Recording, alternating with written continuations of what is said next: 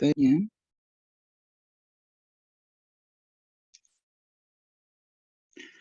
Listo. Pues, ante todo, pues muchas gracias por presentarse este último día y una disculpa enorme por los percances que se han presentado durante el curso. Eh, También, pues me gustaría hasta cierto punto, pues indicarles que cualquier duda que lleguen a presentar, simplemente los canales están abiertos. Como se los mencioné, aquí se los reitero nuevamente con la presentación. Y creo que en el grupo también está ya mi número y de la misma forma mi correo electrónico por cualquier cosa que deseen platicar acerca del tema o cualquier otra cosa, no hay ningún inconveniente.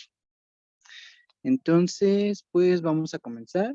Ya pues vimos el día de ayer el resto de las vías.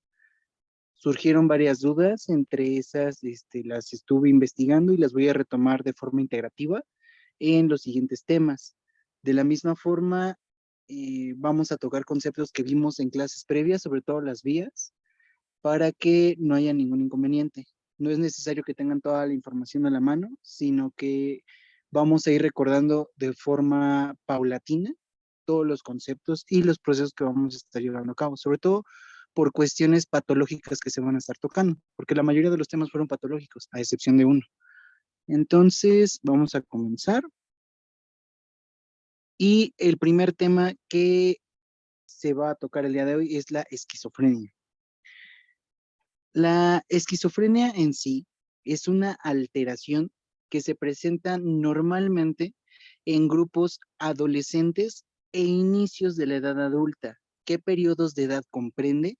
De los 14 años a los 33 años. En este periodo se va a estar viendo presente y con más frecuencia la enfermedad bueno, la alteración de la esquizofrenia. Ahora, ¿cómo se caracteriza o por qué se caracteriza la esquizofrenia? Presenta los siguientes síntomas, que son delirios, alucinaciones y paranoias. Las paranoias, hasta cierto punto, son trastornos, trastornos de la realidad. Ahí me faltó colocarlo, disculpen. Y de la misma forma, no es una enfermedad que sea mortal, o sea, que cause la muerte, pero hasta cierto punto, por la misma paranoia, puede generar alguna alteración y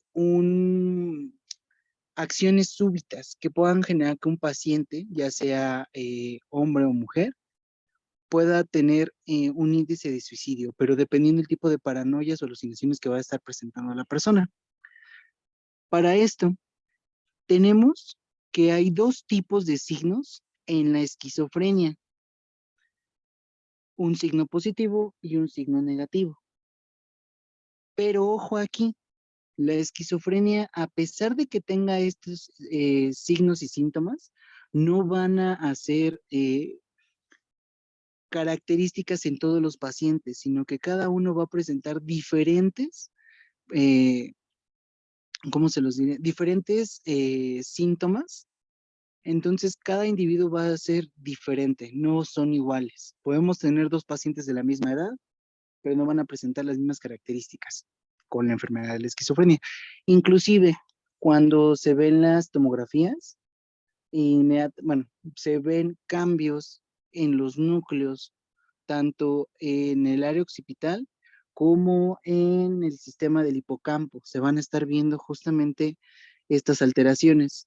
Ahora, les continuaba diciendo, los signos positivos y los signos negativos, ¿por qué se conoce como signo positivo y signo negativo? Muy bien. El signo positivo quiere decir que son alteraciones que hasta cierto punto van a ser tratables, van a ser más controlables, mientras que el signo negativo son un poco más difíciles de generar un tratamiento por cuestiones de que ya van a estar involucrando eh, actividades de cognición, actividades de socialización. Entonces, por eso mismo es un poco más complejo. Ahora, dentro de los signos positivos vamos a presentar lo siguiente, la presencia de delirios, alucinaciones, trastornos en la formación del pensamiento. ¿A qué me refiero con los trastornos de la formación del pensamiento? que las personas van a tener una complicación muy grande para tener el sistema de abstracción y de la misma forma generar la socialización, la comunicación entre personas. ¿Por qué? Porque van a estar pensando inmediatamente que esas personas, ¿cómo se los diré? Dentro del artículo que investigué, a veces las personas llegan a confundirse entre si lo que están viendo es real o no. Entonces, por eso les cuesta mucho trabajo generar inclusive esa comunicación.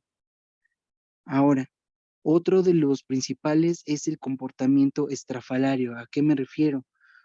Eh, Hay un caso muy interesante y de hecho yo no lo sabía hasta hace poco. Cuando viajo luego a la universidad, siempre me encontraba a una señora y a un chavo. El chico siempre traía un audífono solamente en un solo oído y comenzaba a generar movimientos agresivos y de la misma forma su tono de voz cambiaba. Y sus movimientos o gesticulaciones eran un poco más agresivas, hasta que justamente, gracioso, azares de la vida, me vuelvo a encontrar al chico solo nada más y posteriormente se encontró a una persona que pues que lo conocía y es ahí donde me di cuenta que es verdad y comparándolo ahorita con el texto o la información.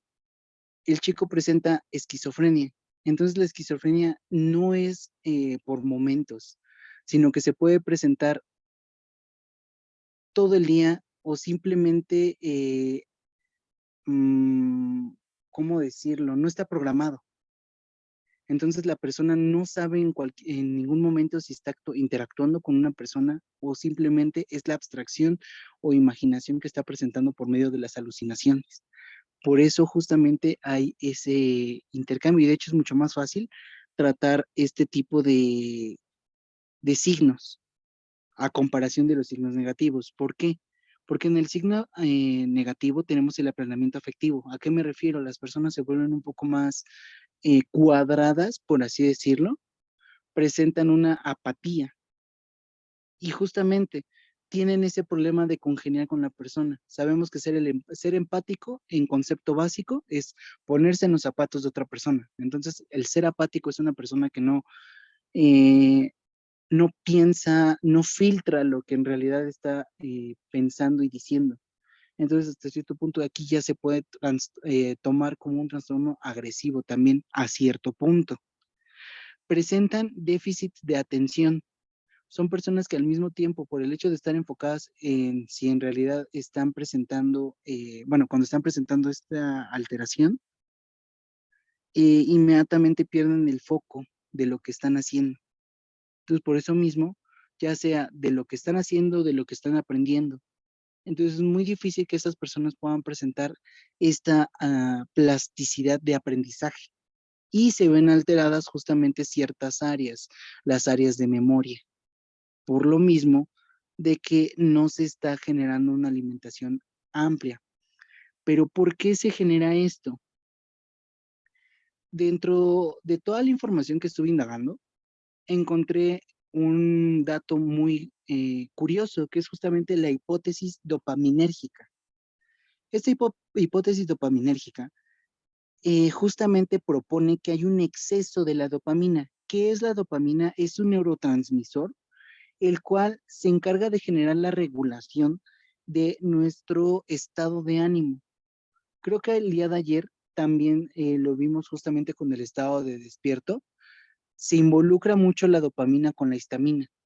La dopamina, como sabemos, es un neurotransmisor entonces que eleva justamente la actividad física, la actividad mental. Entonces, por eso mismo la persona al presentar esta alteración o estos niveles elevados va a tener una inhibición competitiva de la histamina, por lo cual la histamina no va a estar regulada hasta cierto punto y la persona va a estar también en la noche presentando estos trastornos. Entonces, hasta cierto punto es muy curioso el cómo se va a estar generando. Entonces, ¿cuándo lo estudias a nivel microscópico y a nivel pues molecular, la dopamina inmediatamente va a estar interactuando con las neuronas, justamente con las neuronas del RAFE. Entonces, ahí es donde se va a estar llamando toda esta vía del del ciclo vigilia, sueño vigilia, perdón, y justamente de las funciones o fibras que se llevan al encéfalo van a dar al hipocampo, y eso también ayer lo vimos por el Fornix. Entonces, si va a estar afectando al hipocampo, va a estar afectando las áreas de las emociones, la integración, y eso ayer también lo vimos. Pero dentro de esta hipótesis dopaminérgica se encontraron dos tipos de tratamiento, uno por anfetaminas y el otro por por clorpromazina.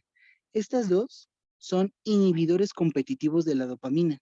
Entonces lo que hace es desciende la cantidad de dopamina e inmediatamente la persona comienza a tener unos niveles bajos y genera una estabilidad mental. Obviamente, al hecho de que la persona pues ya tiene un concepto de la realidad pues marcado, hasta cierto punto le va a costar todavía generar una socialización, pero no le impide hacerlo.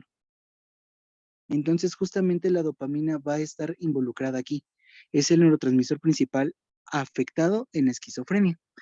Y recordemos que no es una enfermedad que solamente la padezca la persona.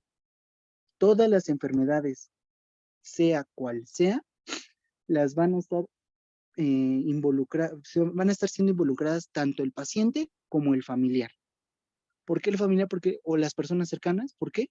Porque al final de cuentas son las que van a estar tratando de congeniar con esta persona y sabemos que con cualquier enfermedad va a haber algún cambio de estado de ánimo o inclusive eh, el estar yendo a un traslado hospitalario, en este caso a psiquiátricos, y bueno, el acudir a psiquiatra, recuerden que no es malo, eso también es un tabú. Recordemos que la primera línea o la línea de prevención en el área de la salud mental, tenemos el área de la psicología. Cuando el psicólogo detecta a partir de ciertos estudios que la persona tiene la esquizofrenia, ya puede llevarse o tiene indicios de esquizofrenia o cualquier otra enfermedad de este tipo de cognición, va a irse o canalizarse al siguiente nivel, que es el psiquiátrico. El psiquiátrico son médicos especialistas, los cuales ya tienen la capacidad de tanto recetar un medicamento especializado a la enfermedad que se va a estudiar, como tratamiento, pues justamente psicológico. Entonces, el estar acudiendo simplemente a una consulta también va a estar afectando a los familiares. Y eso hay que tenerlo siempre presente. La enfermedad no solamente afecta a la persona, involucra al resto del círculo del individuo. Ahorita en esquizofrenia, ¿presentan alguna duda? No, todo claro. Perfecto, ¿Hay gracias. algún detonante? El detonante principal de la esquizofrenia. Ok. Sí, de hecho, justamente al llegar a esta edad, se van a activar ciertas hormonas. Eso va a estar involucrado a la adenohipófisis. ¿Por qué? En la adenohipófisis va a haber un eje que libera otro tipo de hormonas que van a llegar directamente a el resto del cuerpo. Entonces va a regular, por ejemplo, gónadas, glándula suprarrenal y van a llegar señales directamente al cerebro.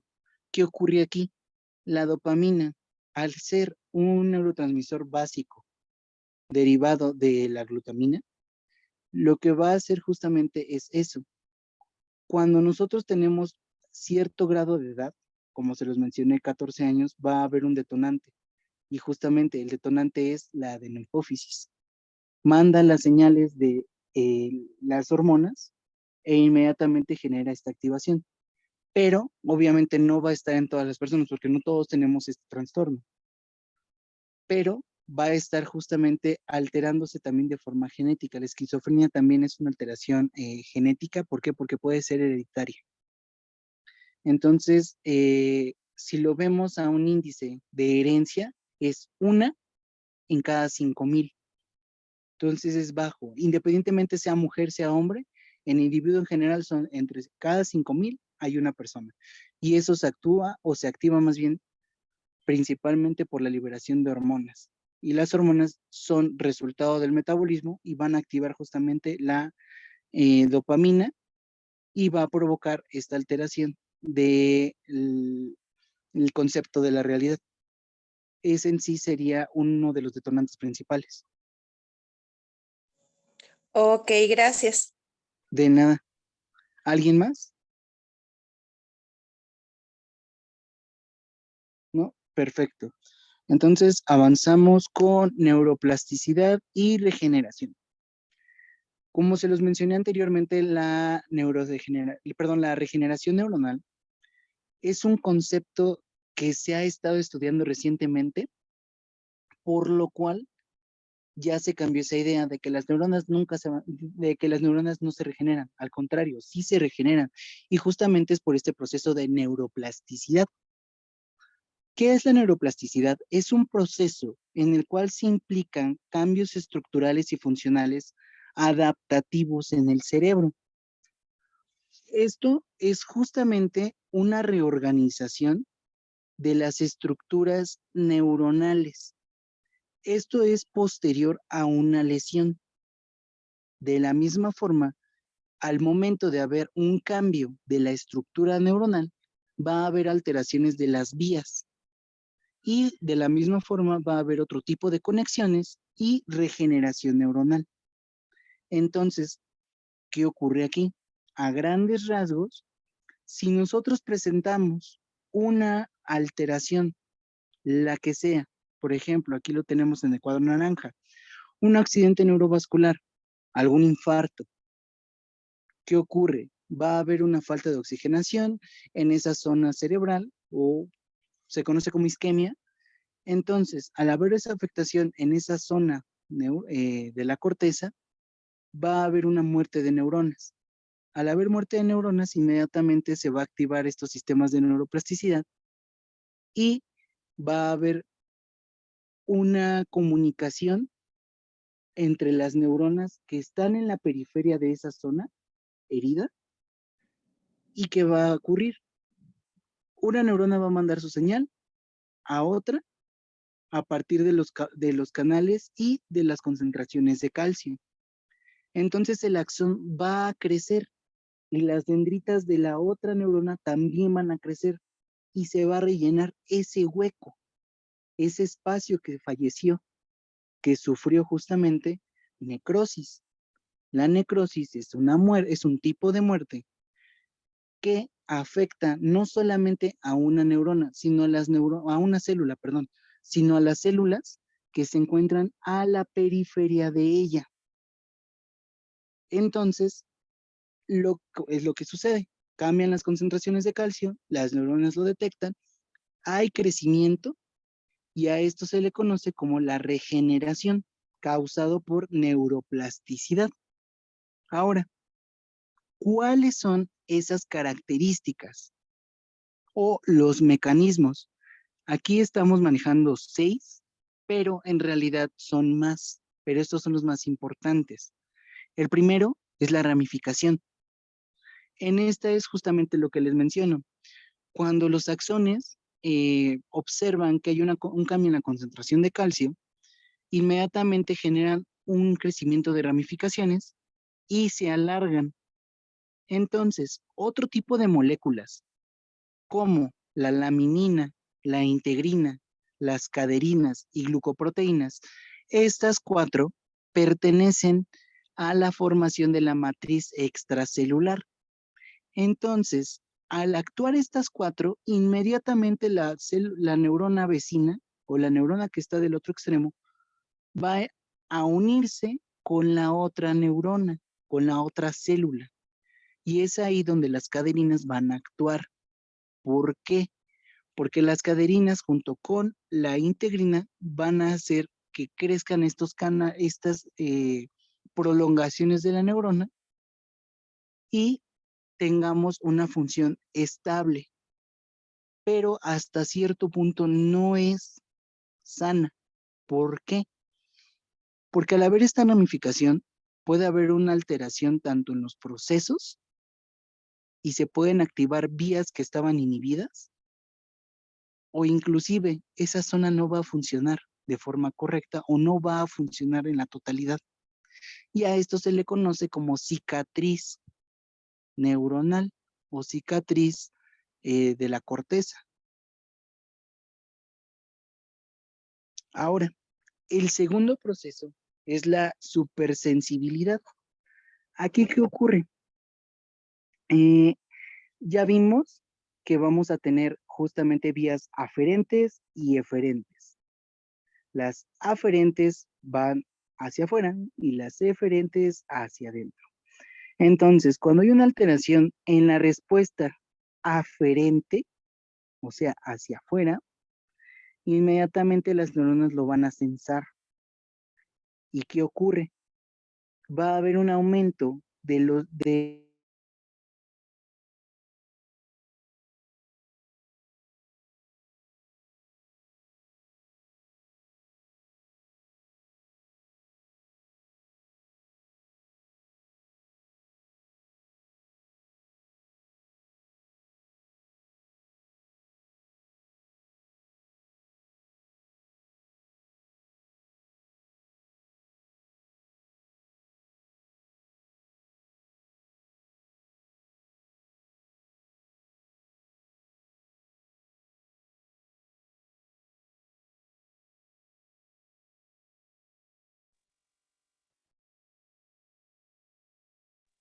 Creo que se fue el sonido.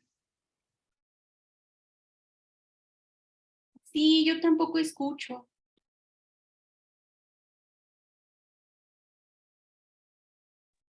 No se escucha. Profe, ¿sí me escucha?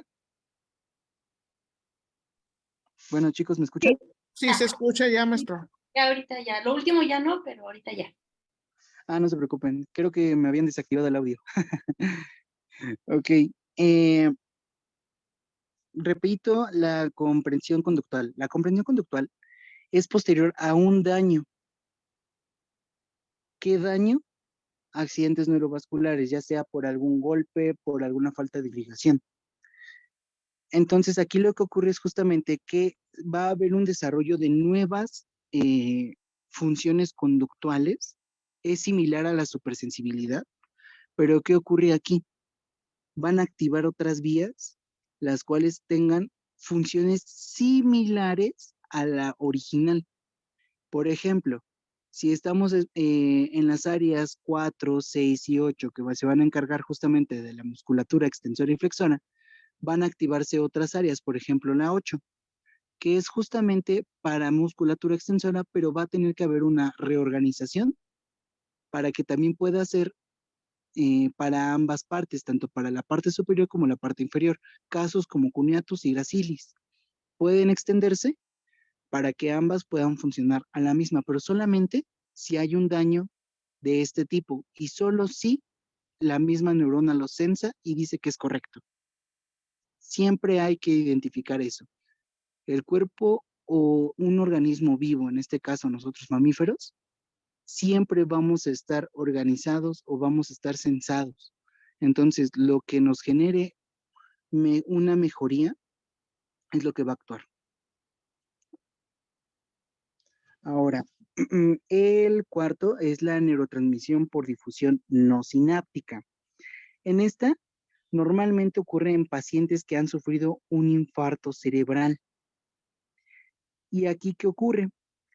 Va a haber un aumento de los receptores neuronales, o sea, de las membranas de la neurona, van a estar presentando un aumento en la cantidad de receptores.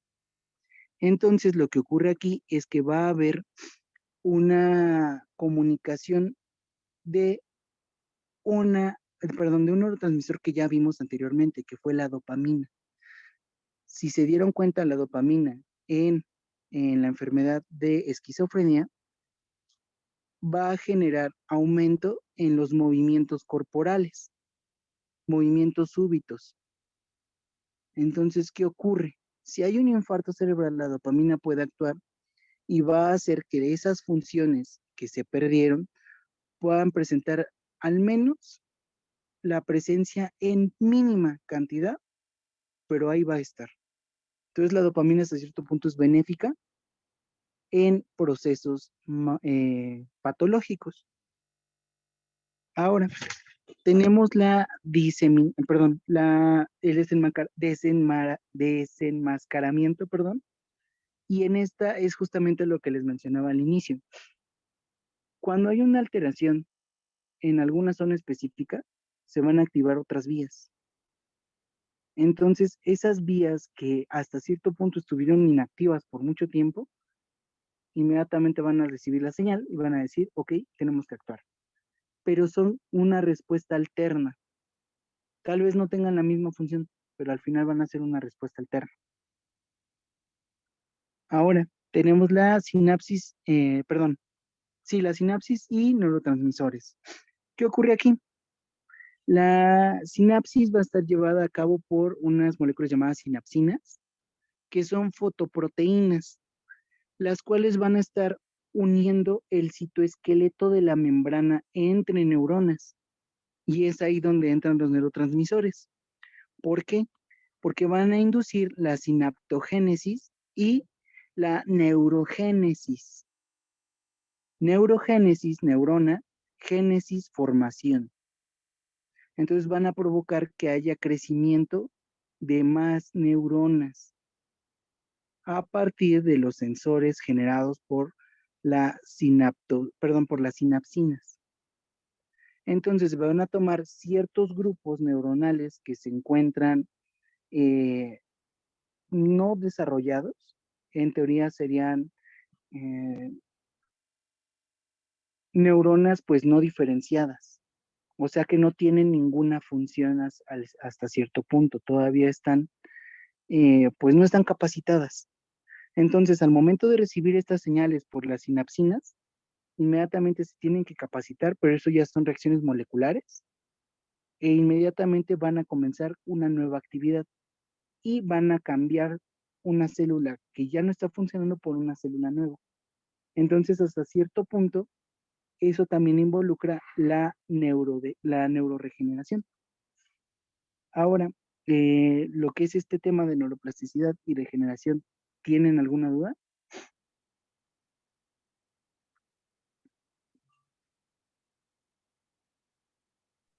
No. ¿No? Perfecto. Ahora vamos con un tema muy interesante, enfermedades neurodegenerativas. Las enfermedades neurodegenerativas son enfermedades que hasta cierto punto no presentan una causa en específico, o sea, no son unicausales. Entonces, pueden presentarse por cualquier cosa, ya sea por una disfunción en las mitocondrias, por aumento en las especies reactivas de oxígeno y la apoptosis. ¿Qué son las especies reactivas de oxígeno? En nuestras clases anteriores de biología, nos hemos de acordar todos que existe algo llamado la mitocondria. Tenemos la mitocondria, nuestra membrana celular externa, nuestra membrana interna. En la interna vamos a tener justamente,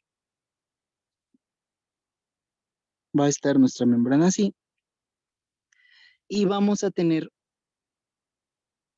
una serie de moléculas, 1, 2, 3, 4, moléculas que se encargan de una vía. ¿Qué vía es? La formación de ATP, fosforilación oxidativa. Este proceso de fosforilación oxidativa va a estar caracterizado porque tiene un complejo, dos complejos, tres complejos, el cuarto complejo y el quinto complejo. El quinto complejo en sí, unos autores lo manejan como el quinto, otros no. simplemente es la ATP sintasa. Ahora, las especies reactivas de oxígeno principalmente van a estar siendo originadas por la mitocondria. La mitocondria, dentro de la formación del ATP, va a estar liberando oxígeno. Justamente en el primer, complejo, en el tercer complejo, van a estar formando oxígeno. Este oxígeno va a interactuar con los protones que se van a estar llevando desde el primero, el segundo, tercero, los citocromos, el cuarto complejo, hasta el ATP, sintasa. Entonces, si aquí hay un aumento de protones que son hidrógenos positivos y se combinan con el oxígeno, ¿qué ocurre? Este oxígeno va a interactuar con el hidrógeno y va a formar algo conocido. Tenemos dos formas. Una, lo que nosotros conocemos como agua. Y la otra molécula que puede actuar si es que hay más protones y oxígenos, peróxido de hidrógeno. Pero me van a decir, ¿y qué tiene que ver con las especies reactivas de oxígeno? Las especies reactivas de oxígeno justamente son esto, el resultado de oxígenos o nitrógenos, que esas son especies reactivas de nitrógeno, que van a estar desapareados. ¿A qué me refiero? Desapareados, van a tener un electrón libre. Entonces, van a afectar las membranas, principalmente de otras células. Lo vemos aquí. Si hay un aumento de anión superóxido, el anión superóxido se escribe así, una rayita y un puntito arriba. Ese es el anión superóxido. Si hay un aumento del anión superóxido y se combina y se forma un superóxido y posteriormente un peróxido, van a generar un proceso llamado lipoperoxidación. ¿Qué ocurre con la lipoperoxidación? Ataca las membranas. ¿Por qué? Porque las membranas están hechas a base de lípidos. Si atacan las membranas, la mitocondria va a liberar algo llamado citocromo P450. Ese citocromo P450 es un activador de la apoptosis. ¿Qué es la apoptosis? Muerte celular programada.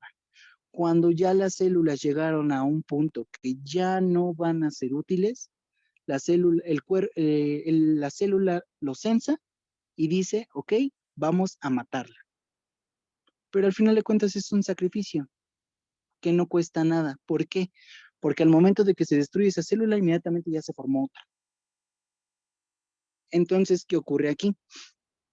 En el encéfalo, déjenme salgo de la presentación y la vuelvo a meter.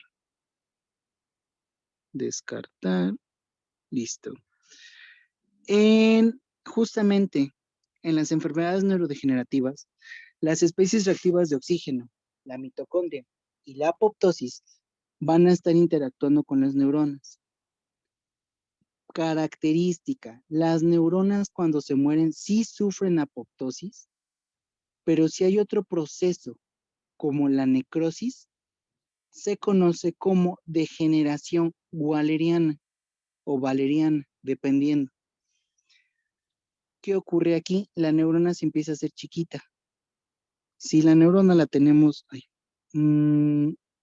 aquí y tenemos nuestra neurona, nuestro soma, axón, dendritas, y aquí tenemos nuestras bandas de mielina, lo que ocurre es esto, se va sesgando poco a poco, se corta, se va cortando, hasta el momento en el que el soma quede pequeño y se rompa.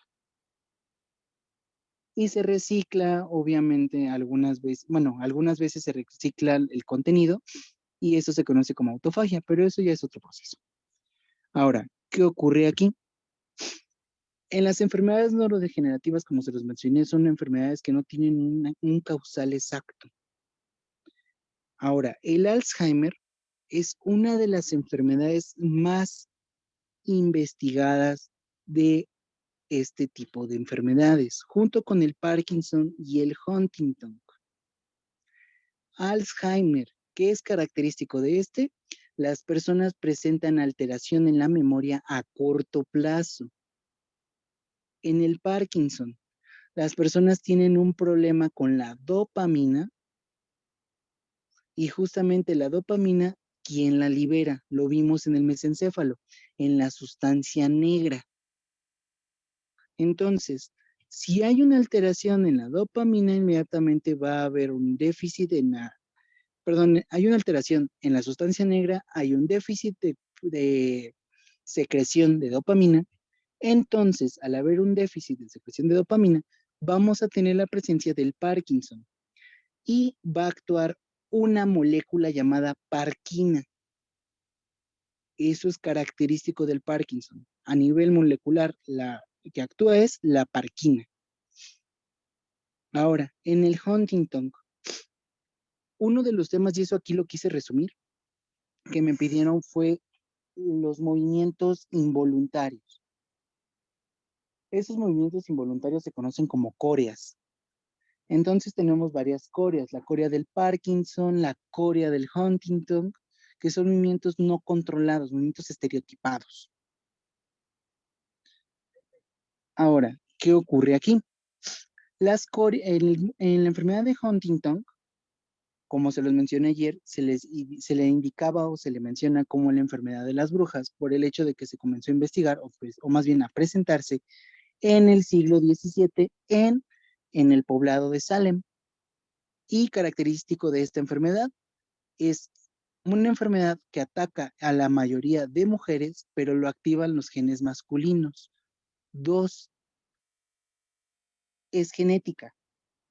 ¿Por qué? Porque tenemos tripletes y esos tripletes, bueno, de nuestro código genético tenemos unos tripletes a la formación de proteínas. Regresémonos a nuestras clases de biología molecular. Sabemos que tenemos nuestro DNA, nuestra molécula de DNA, y esta molécula de DNA se va a dividir en dos, en un proceso llamado síntesis del DNA, donde las hebras de cada uno van a formar dos hebras hijas.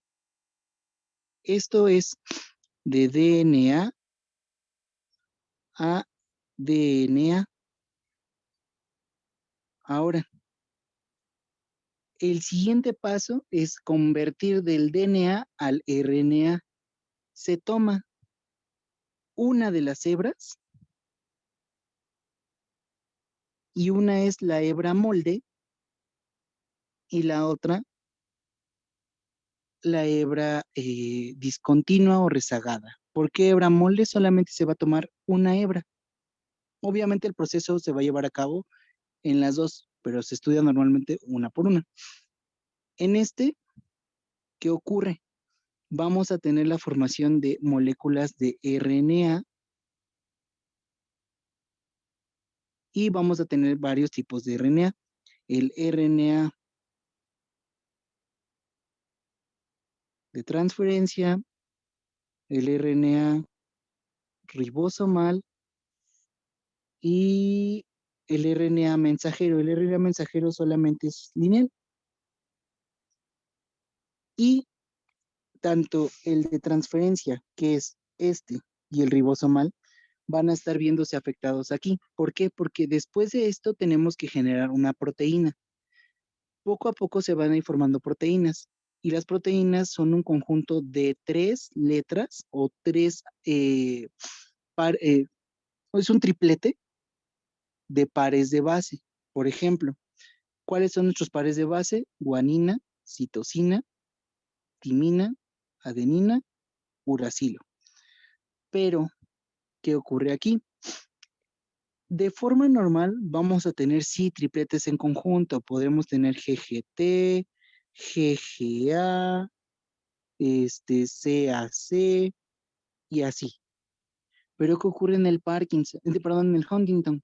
En el Huntington vamos a tener que hay hasta 180 repeticiones del triplete GGC. GGC. Y así lo vamos a encontrar en un mapeo genético. GGC, GGC, GGC y así 180 veces. Y esta proteína se conoce como huntingtina. Y justamente va a afectar a las neuronas y va a provocar estos movimientos súbitos conocidos como coreas. Entonces, movimiento súbito o movimientos estereotipados, coreas. Y se deben por alteraciones génicas o alteraciones estructurales del encéfalo. Volvemos a salirnos de la presentación. Descartar. Listo. Ahora, tenemos este pequeño cuadro. Este cuadro viene en un artículo de la doctora Adriana Larcón y la doctora Mina Königsberg-Feinstein. Ellas dos pues son investigadoras de la UAM Iztapalapa. Justamente están en el área de envejecimiento celular y enfermedades neurodegenerativas. Y aquí tenemos un pequeño cuadro donde tenemos las características principales de las enfermedades neurodegenerativas: Alzheimer, Parkinson y Huntington. Ahora, el Alzheimer, como se los mencioné, junto con el Parkinson y el Huntington, son enfermedades hereditarias, pero Parkinson y Alzheimer tienen un origen del medio ambiente. Se los indiqué ayer. No, el estrés oxidativo y la presencia de especies reactivas de oxígeno está arraigada justamente a la presencia de radiaciones. ¿Qué radiaciones? El mismo sol. Problemas ambientales pueden ser como el cadmio. Me dirán cuál es. El cadmio es un elemento en donde lo encontramos. Se encuentran las pilas de los teléfonos celulares. E inclusive hay una investigación que se está llevando a cabo ahorita, donde el cadmio ya se encuentra en vegetales.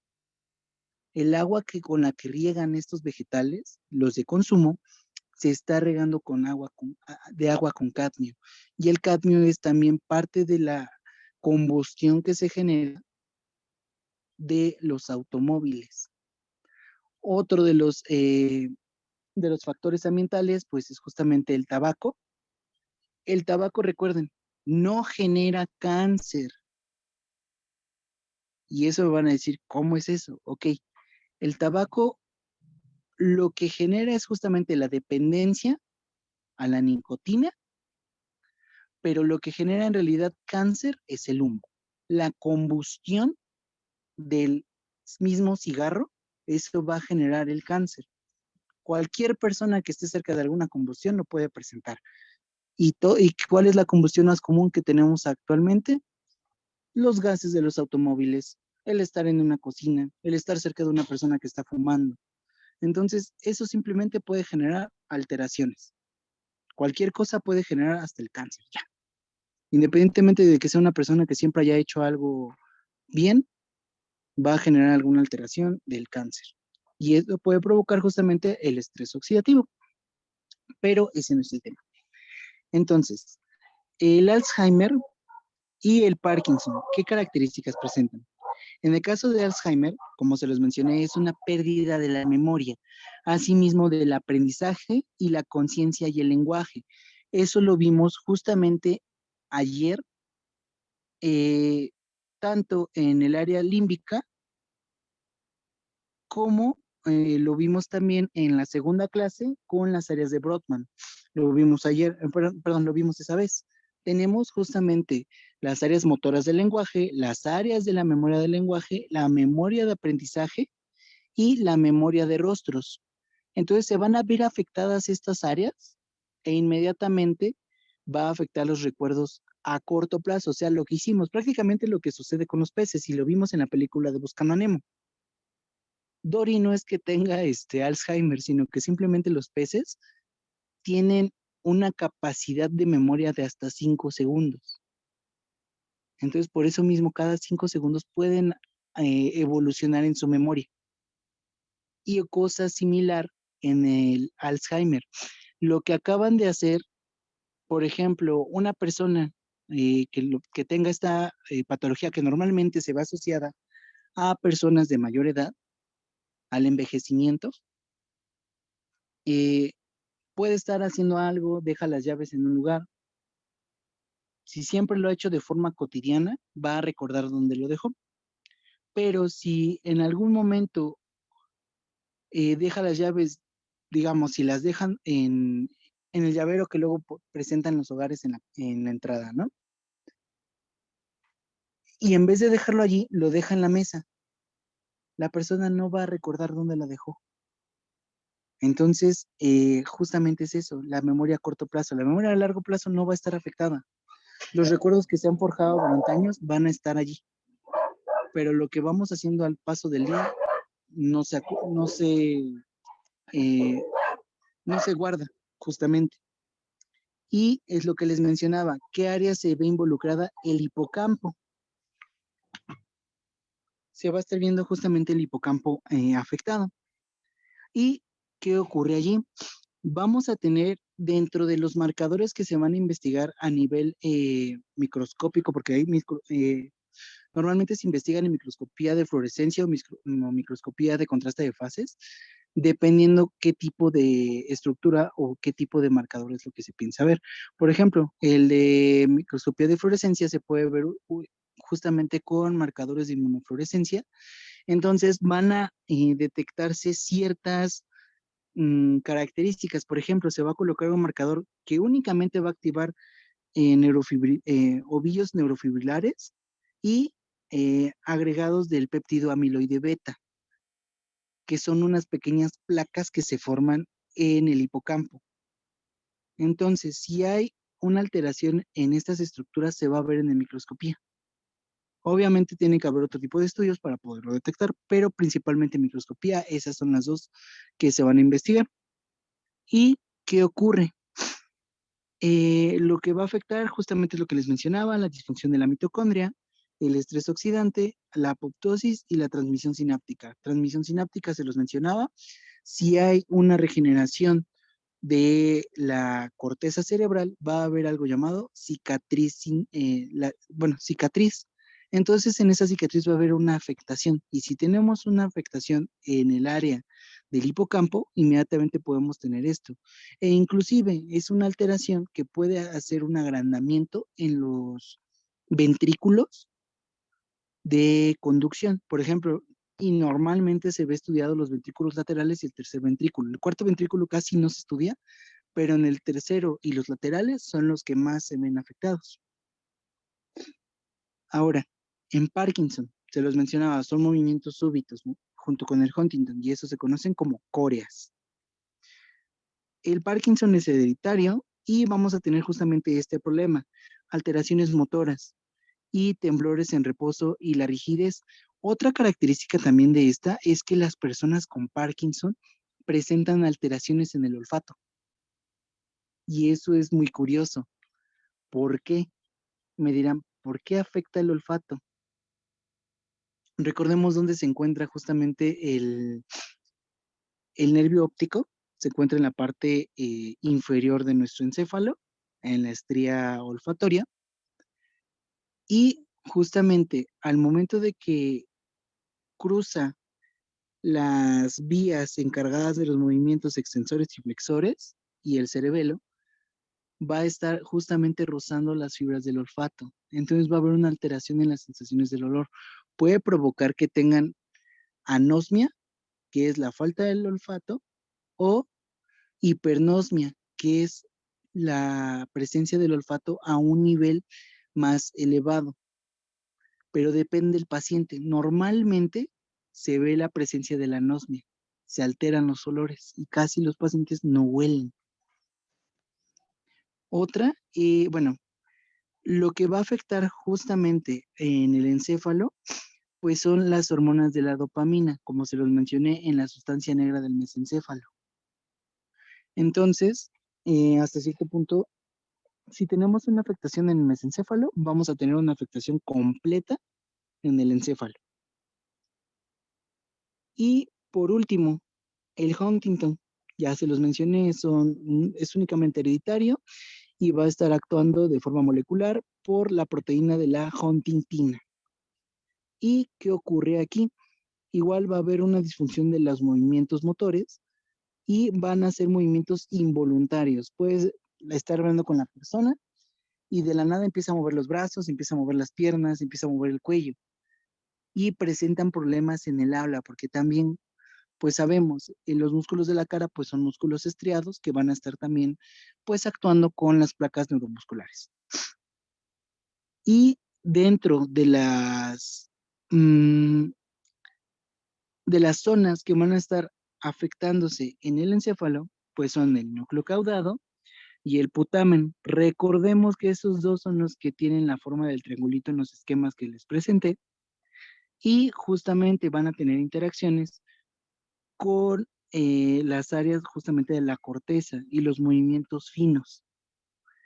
También van a estar afectados el hipocampo, el hipotálamo y el subtálamo. El hipotálamo pues es una estructura en forma de huevo, se los expliqué ayer, que va a estar involucrado tanto en movimientos motores como en movimientos motores voluntarios e involuntarios y la vista junto con el olfato. También van a presentar receptores del gusto, pero son muy pocos.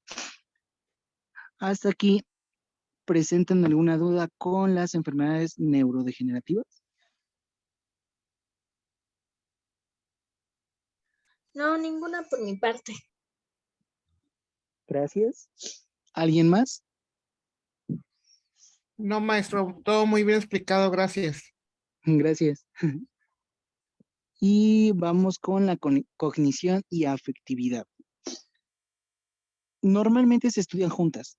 ¿Por qué? La cognición es justamente la forma en la que nosotros vamos a comprender y vamos a tener la forma de generar un aprendizaje, por lo cual la cognición y la afectividad van a estar involucradas. ¿Por qué? Porque la persona va a presentar una alteración de su mundo, por lo cual van a tener un problema en la comunicación socioafectiva. Y las áreas que van a estar involucradas, pues son el uncus. Recordemos que el uncus está relacionado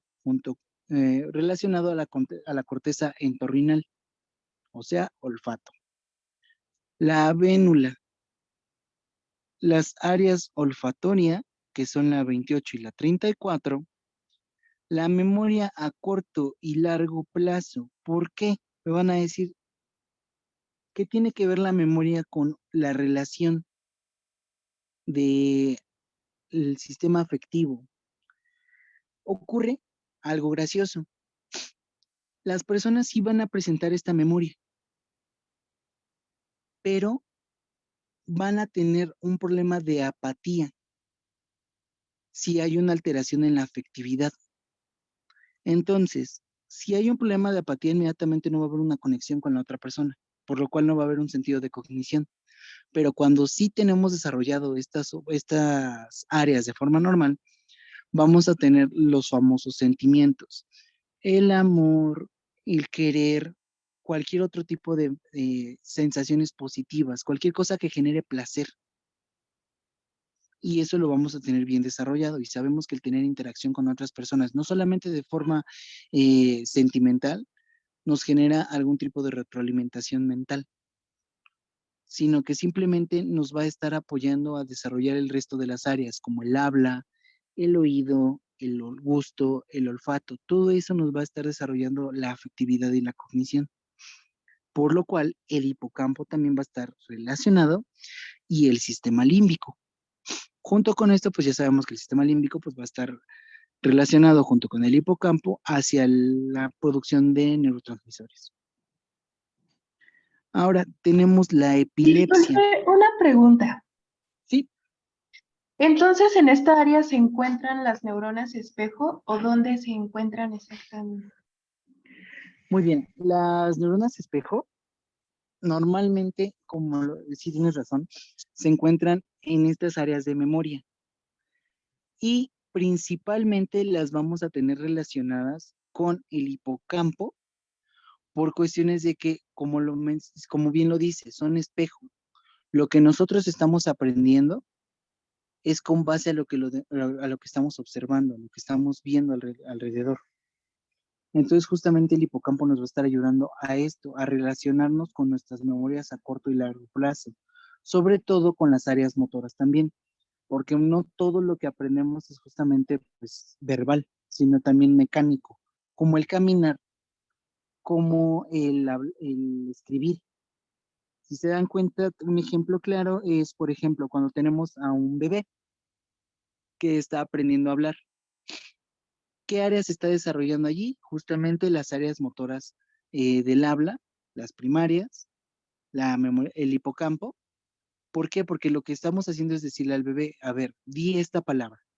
Nosotros se la decimos, el bebé va a tratar de simular ese sonido, porque al principio solamente simulan sonidos. Posteriormente se hace esta correlación entre el sonido y el significado en el vocablo. Entonces, las áreas o las neuronas espejo van a estar justamente en donde haya una correlación con la memoria de aprendizaje.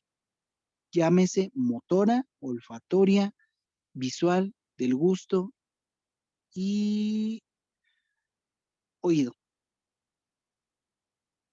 Entonces, podríamos decir conforme a esta relación que las personas que son psicópatas son quienes no tienen bien formada como esas áreas del cerebro, bueno, del encéfalo. No necesariamente. El ser psicópata, ya eso es un trastorno, según el DSM-5, es un trastorno mental. Recordemos que las famosas personalidades no se llaman personalidades, se llaman trastornos de la personalidad. Y el ser psicópata es el resultado de uno de estos trastornos de la personalidad. Son trastornos inmaduros o características inmaduras, que lo que hacen es justamente buscar su placer a partir de la afectación ajena. Y justamente el ser psicópata, pues sabemos que hasta cierto punto está estigmatizado. Y sí, ¿por qué? Porque no está estudiado al 100% o no comprendemos todavía qué es el proceso que está pasando a la persona. Pero lamentablemente la sociedad tiene tan estigmatizado también acudir a un psicólogo o a un psiquiatra que inmediatamente dicen es quitarlo también de nuestro y de hecho es de felicitarse cuando sabemos que tenemos alguna afectación mental. Entonces, los trastornos de del ser psicópata inclusive pueden ser un mecanismo de defensa. Entonces, hay que detectar bien qué lo origina. ¿Por qué? Porque eso puede ser un resultado de algún evento traumático. Recordemos, todos los trastornos de personalidad son resultados de eventos traumáticos. Y hasta cierto punto, estos trastornos se van a estar viendo reflejados en el hipocampo y en el sistema límbico. Sí, muchísimas gracias. De nada. ¿Alguien más? Creo que no. Entonces vamos con la siguiente, es la epilepsia. La epilepsia pues es un trastorno cerebral, el cual está caracterizado por convulsiones. Esas convulsiones van a ser hasta cierto punto muy agresivas. ¿Por qué? Porque pueden afectar la respiración. ¿Qué lo causa? La causa pues es desconocida en sí, el presentar la enfermedad. Y dentro de lo más estudiado, son las lesiones cerebrales traumáticas, algún golpe en el cráneo que haya afectado justamente el encéfalo. Posteriormente tenemos el daño o cicatriz, que es lo que les había mencionado dentro de la reparación neuronal. Defectos de nacimiento, eso se refiere a problemas de la oxigenación. Cuando el bebé pues es prematuro y tenemos un problema que todavía no se ha desarrollado al 100% las vías. Trastornos metabólicos, refiriéndose a que puede haber un aumento o disminución de alguna enzima que se ve arraigada. Por ejemplo, puede ser la acetilcolina, y de hecho la más común es la acetilcolina. El otro son los tumores benignos. ¿Por qué benignos? Que son crecimiento de masa anormal que no genera ninguna afectación en el sistema celular. Ese es un tumor benigno.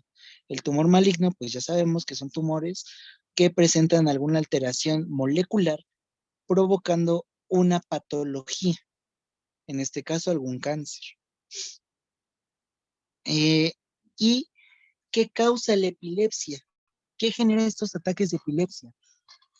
Dos de las causas más comunes justamente son los movimientos, los movimientos oculares rápidos que se generan justamente por por una presencia de alguna luz o sonido que altere el estado de homeostasis de la persona. Muchos, hasta cierto punto, bueno, yo soy del año 95, estudié la prepa pues, en el 2013, y algo muy común era que se decía en ese momento que la epilepsia justamente era por luces estroboscópicas, y de hecho era muy común en esa época que algunas personas cuando iban a fiestas y colocaban alguna luz estroboscópica inmediatamente generaba estos ataques de epilepsia. ¿Y qué genera la epilepsia? Pues es el cierre de vías aéreas. De la misma forma, puede ser causado inclusive por alguna fiebre. Personas que presentan esta enfermedad, si tienen alguna enfermedad, perdón, si les da algún tipo de fiebre elevada, más allá de 38 grados, pueden presentar justamente este problema de epilepsia. Y es complicado el quitar este evento, el controlarlo, por cuestiones de lo que les menciono, se cierran las vías aéreas, tenemos problemas de la alteración cardíaca, entonces posiblemente pueda llegar inclusive a infartos. Y ahora, ¿cómo se ven estos síntomas? Temblores violentos, convulsiones, si han visto ustedes cuando en las películas o en Doctor House, cuando las personas sufren convulsiones, están recostadas o están paradas en algún lugar, e inmediatamente pierden el control del cuerpo y empiezan a moverse de forma aleatoria. Tenemos justamente la pérdida del estado de alerta. ¿Cuál es el estado de alerta? Que nosotros estamos despiertos, pero estamos atentos a todo.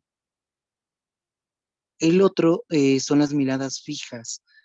Eso es una relación con el autismo, justamente. El autismo pues también tiene esta similitud, la mirada fija. El otro es la rigidez muscular. La rigidez muscular se refiere a que al momento de que están presentando estos temblores violentos, el cuerpo se va a poner rígido. Entonces va a ser más difícil controlar la convulsión sin lastimar las extremidades o el cuerpo de la persona. Otro es una sensación de hormigueo, característica. A partir de la sensación de hormigueo, el olor extraño, el miedo, la ansiedad y el déjà vu son síntomas que todos los pacientes que presentan epilepsia sienten antes del ataque. Muchos lo podríamos comparar con el famoso sentido arácnido. Antes de sentir, justamente hemos visto que el sentido arácnido pues es eso, ¿no? Lo que nos presentan en las películas de Spider-Man o en las series, que antes de algún evento tienen esa premonición. Y aquí ocurre de esa misma forma, una forma similar, pues una similitud respecto a esto. ¿Por qué? Porque ellos empiezan a sentir en el cuerpo hormigueo y justamente la percepción del olor es muy diferente. ¿Por qué?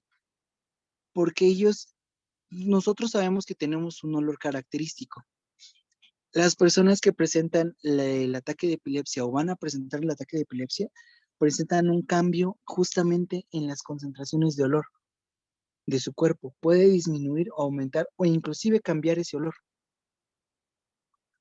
El otro, perdón, es una sensación de miedo. que se ve caracterizada o se ve arraigada con la ansiedad. Y en estos hay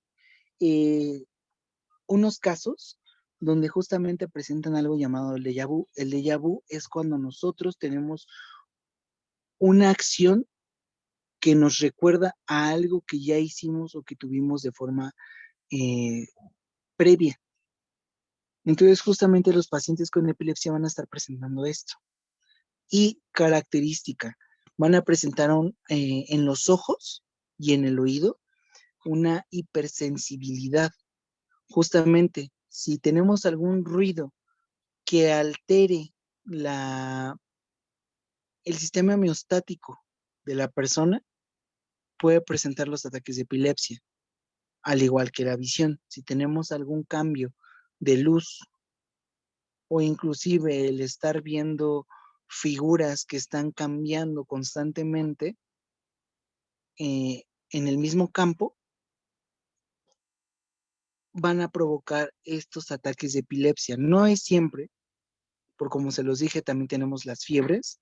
¿Y por qué la fiebre? Porque la fiebre inmediatamente cuando aumenta la temperatura va a actuar en los oídos, cambiando la presión como un sistema de regulación.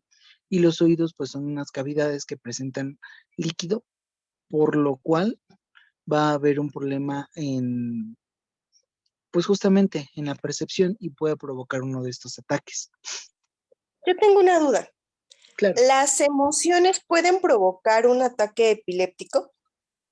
No, porque una cosa son las emociones que puedan generar un aumento en la presión o una baja en la presión, pero no van a verse afectadas inmediatamente hacia los órganos mencionados, que son los oídos y los ojos.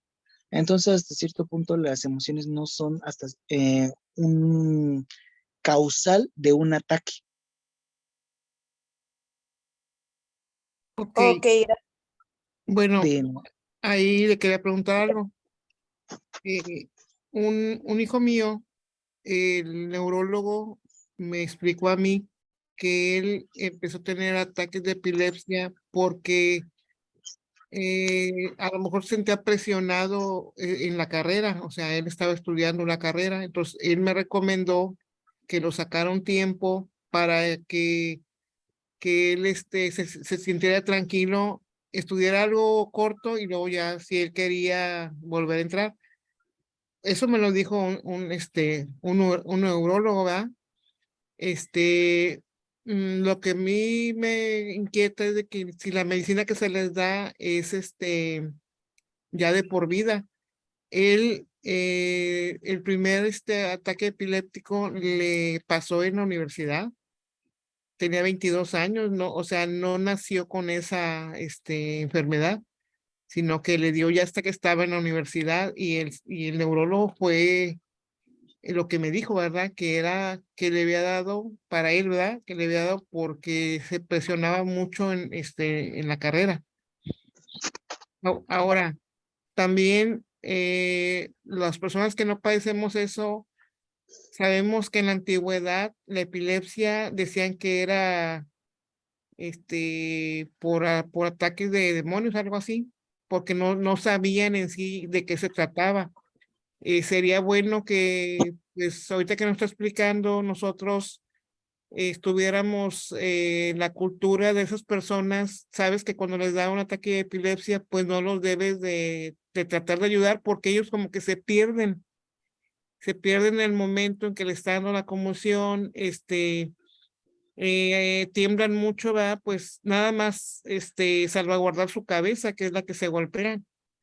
Porque en sí, si tú los quieres ayudar en ese momento, ellos tienen mucha fuerza. Entonces, tiene uno que indagar cuando hay una persona que la ves tirada incluso en la calle se cae la gente. Entonces, no tienes conocimiento de esa enfermedad para ayudarlos. Y pon tú que no los puedes ayudar, pero sí cómo no permitir que pase a mayores ese momento en que les da. Gracias. de nada, no, y gracias por el comentario, por los dos comentarios. Yo Pues tengo hasta dos cierto punto. preguntas. Claro que sí. La primera es, ahorita que estamos mencionando bueno, que en un tiempo, en las discotecas y eso, pues las luces te daban esas conmociones. Mi hermana sufre de epilepsia desde muy chiquita porque tragó líquido admético. Entonces, y siempre a mí me quedó una duda de por qué ella se le prohibía, además de, pues sí, evitar estos lugares, también se le prohibió, poder jugar, subirse a juegos, pues, como de la feria y eso. O sea, siempre pregunté por qué esa situación, ¿no? Primera. Y la segunda es, ¿qué diferencia hay? Porque normalmente a mi hermana los ataques de epilepsia pues le daban dormida, nunca le dieron así, pues despierta o caminando y nada de eso. O sea, ¿qué hay diferencia entre, pues que la convulsión te dé dormida a la mayoría de personas que pues le dan en un episodio así, pues normal, despiertos, conscientes, pues? Muy bien. La primera respuesta.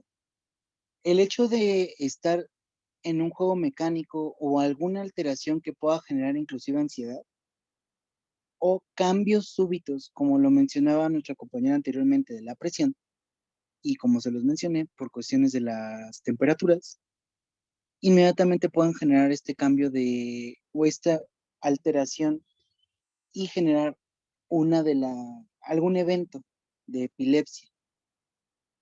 Ahora, en la segunda, y de hecho va a contestar también parte de la primera. Me mencionaste ahorita que justamente tu hermana, pues al momento del parto, tragó líquido amniótico. El líquido amniótico, pues sí es un líquido sano, es un líquido que pues, nos apoya durante el desarrollo embrionario, pero presenta también contaminantes. Entonces, al momento de haberlo tragado, se va a las vías e inmediatamente puede irse directamente por los mismos nutrientes o mismos patógenos que presenta, puede irse al encéfalo. Y ahora, con la segunda que tú me comentaste, ocurre que cuando nosotros dormimos, tenemos dos fases de movimientos. Una se conoce como fase MOR, de movimientos oculares rápidos, y la otra es la fase no MOR, movimientos que no son oculares rápidos. Entonces, ¿qué ocurre aquí? Cuando nosotros estamos durmiendo, pasamos a una fase de MOR a no MOR.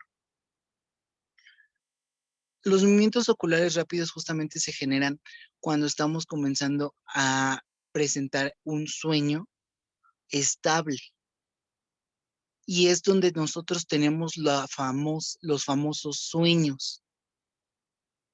Ahora, ¿cómo se contesta con la primera pregunta que me dijiste? Si en la fase MOR, que es donde tenemos estos movimientos oculares rápidos, estamos presentando una alteración en el nivel de ansiedad de la persona, inmediatamente va a presentar este ataque, a pesar de que estemos dormidos. Pero si la persona ya se encuentra en la fase no MOR, de movimientos oculares estáticos, ya no va a haber ningún inconveniente, porque ya la persona está estable en el sueño. Lo pesado es justamente la no MOR. Ahora, voy a darte un rango de hora y me vas a decir si es verdad o no. La fase no MOR ocurre en las primeras 4 horas de sueño. Perdón, la fase MOR ocurre en las primeras 4 horas de sueño. A tu hermana, si le dio algún ataque en la noche, ¿le dio en las primeras horas de sueño o ya en las últimas, por así decirlo? Las primeras 4 horas. Bueno, normalmente todas sus convulsiones de mi hermana le daban entre la 1 y 4 de la mañana. Todas. ¿Aproximadamente cuánto tiempo llevaba dormida? No, de verdad es que ahí sí desconozco. Muy bien, eso es justamente lo que hay que revisar. ¿Por qué? Porque en esa etapa, la que te digo, de las primeras 4 horas de sueño, cuando ya la persona lo logró conciliar, tenemos esto conocido como sueños. Entonces, ya sea, llámese sueños o pesadillas, dependiendo. Entonces hay una alteración ahí en la presión y genera ansiedad, por lo cual provoca que haya este ataque a pesar de que estemos durmiendo. Por eso mismo.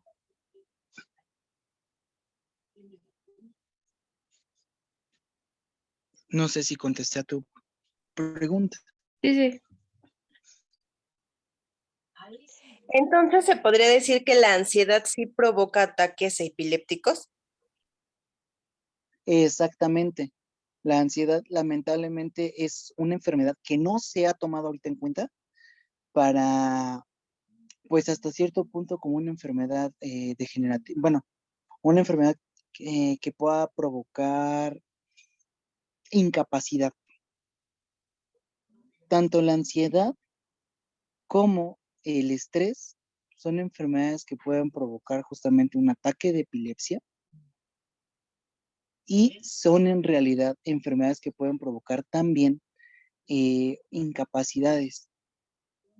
Entonces, cualquiera de estas dos, ya sea estrés o ansiedad, van a provocar este tipo de ataques, ya sea dormido o despierto. Pero como se los mencioné desde un inicio, la epilepsia es una enfermedad que no tiene un causal único, sino que es multifactorial. Ya eso obviamente lo tiene que estudiar pues un neurólogo y un psiquiatra para identificar qué tipo de medicamento es el que se le da. ¿Por qué? Porque hay medicamentos o pacientes que pueden progresar y pueden llevar un año, 3 años, 10 años sin ningún ataque, pero algo lo puede causar de la nada. Entonces siempre hay que tener un control exacto. Entonces, si ya hubo un antecedente, ¿se puede repetir en un futuro así sea muchos años después? Exactamente. Pero esto depende si la persona está siguiendo su tratamiento de forma correcta. No hacer trampa, la famosa trampa del mexicano, de que nada más me tomo el medicamento hoy, mañana se me olvida y lo vuelvo a tomar dentro de 2 semanas. No, tiene que ser un tratamiento constante. Por eso siempre hay que seguir lo que el médico nos dice. Si el médico te dice el tratamiento se toma 3 veces a la semana, 3 veces a la semana lo tomamos. Si en la receta dice nada más 2 pastillas durante 7 días o 30 pastillas por 7 días, las 30 pastillas te vas a tomar ni más ni menos. ¿Para qué? Para que tengamos el control. Porque ellos, hasta cierto punto, pues en farmacología lo ven, lo identifican en farmacología, en farmacodinamia, y lo estudian justamente con cada uno de los trastornos que se van a estar estudiando.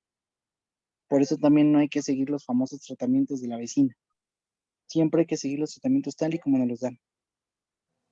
¿Y esto sí Ok, tiene gracias. cura o solamente se controla? ¿No te entendí cómo? ¿Esto sí tiene una cura o solamente se controla?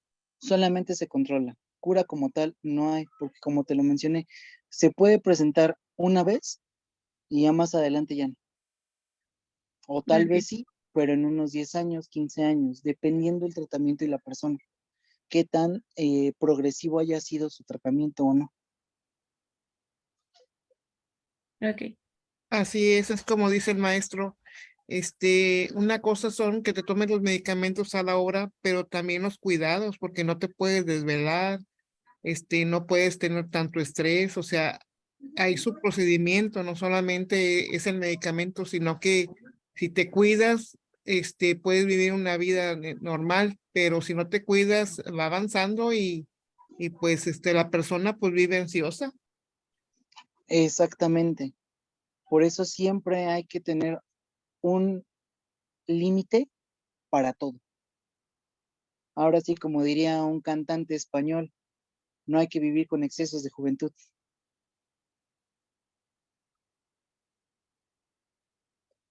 Ahora, por parte de la epilepsia, ¿tienen alguna otra duda o algún otro comentario? Me agrada que hoy haya sido más participativo que otros días. Yo tengo una última duda. Claro, dime. Solamente nos dijo que ellos sienten como una sensación antes de que les dé una crisis epiléptica y mi papá sufre epilepsia y eso le pasa y entonces esa sensación es la que hace que él pueda ponerse a salvo cuando sabe que le va a dar una crisis. Pero no sé, o bueno, mi duda es, ¿cómo es que ellos sienten que les va a dar esa crisis? ¿Es como el proceso antes de todo lo que sucede en su cerebro o cómo es que ellos, eh, ajá, justo sienten que les va a dar esa crisis? Te lo voy a poner con un ejemplo. ¿Alguna vez te ha dado ansiedad? Sí, ¿Qué sientes tú cuando te da ansiedad? empiezo a sentir como taquicardia y me empiezan a sudar las manos. Justamente, le ocurre eso a tu papá. Cuando él va a tener un posible ataque de epiléptico, inmediatamente la ansiedad actúa.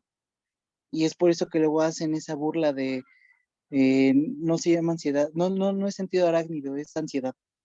Justamente es eso, la ansiedad es un pequeño foquito de alerta, pero la ansiedad va a desencadenar el resto de señales. ¿Cuál es la más cercana? El hormigueo del cuerpo. Esa sensación de estrés, esa sensación de, de que algo está pasando, como si algo se te estuviera entumiendo en el cuerpo, más o menos así. Y de la misma forma la ansiedad pues va a desencadenar un poco de miedo y también este proceso de déjà vu. ¿Por qué? Porque ya tiene en su mente el reconocimiento de que es un ataque epiléptico. Entonces ya sabe qué es lo que va a suceder. Por eso mismo es que puede prevenirlo. Muchas gracias. De nada. ¿Alguien más?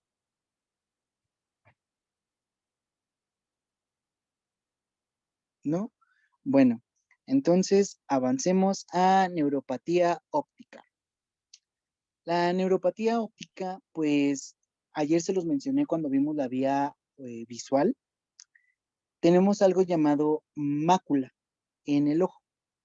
Cuando nos hacen un estudio el médico llamado fondo de ojo, utilizan no recuerdo cómo se llama el aparato, pero justamente lo que hace es ver nuestro ojo. Nosotros vamos a estar sentados de forma recta, viendo hacia el frente y el médico del lado contralateral. Por ejemplo, si va a estudiar el lado derecho, nuestro ojo derecho, el médico tiene que verlo también con el lado derecho. ¿Por qué? Una, por ética, porque se puede malinterpretar a que el médico te quiere besar. Y eso está marcado en las guías de práctica clínica. Dos, en el fondo de ojo van a detectar algo llamado mácula. La mácula es un pequeño disco que se encuentra al fondo ahora sí, al fondo del ojo.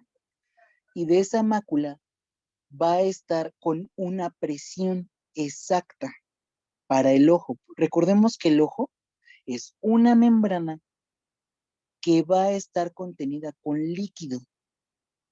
Entonces tiene que haber una presión exacta en el ojo. Una, para que no genere una alteración en la mácula y haya una falla en las presiones y altere la irrigación. ¿Por qué? Porque en el disco de la mácula pasan arterias y nervios.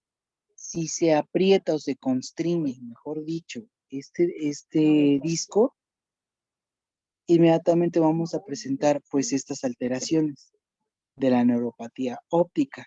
Ahora, en concepto, ¿qué es la neuropatía óptica?